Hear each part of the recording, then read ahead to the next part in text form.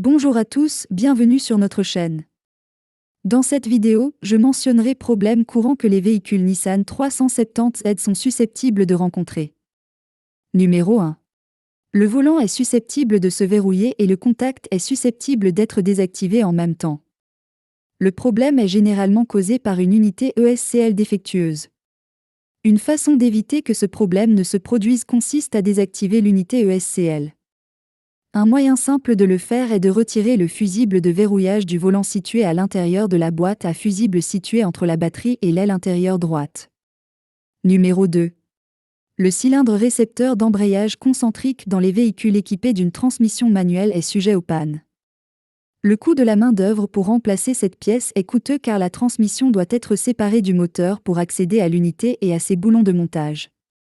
La société Z1 Motorsport dispose d'un kit de cylindre récepteur d'embrayage externe qui remplace l'unité sujette aux pannes par une unité externe plus facile d'accès et de remplacement.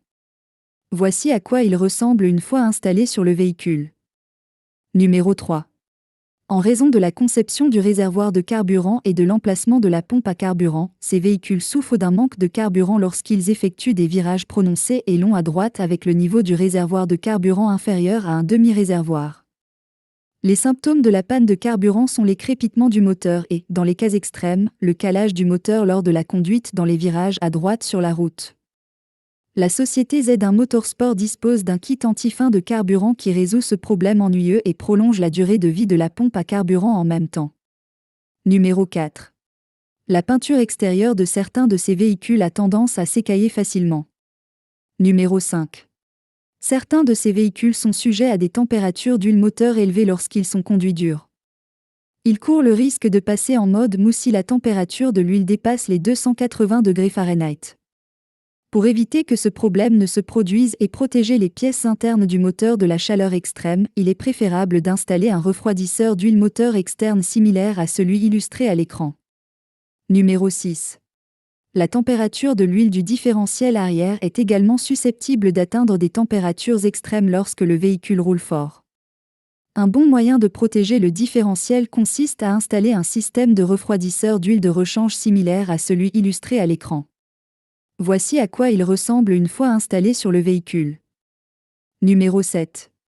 La bague de sous-châssis qui maintient le différentiel arrière a tendance à tomber en panne, provoquant des bruits de cliquetis lors du décollage et lors d'un freinage brusque lorsque le différentiel monte et descend. Il est facile de repérer une bague défaillante car le liquide à l'intérieur de la bague fuit et coule le long du couvercle du différentiel comme indiqué à l'écran. La société Whiteline fabrique un kit complet de bagues solides pour le différentiel arrière qui durent plus longtemps et sont plus performantes. Ce sont problèmes courants que les véhicules Nissan 370Z sont susceptibles de rencontrer. Passe une bonne journée.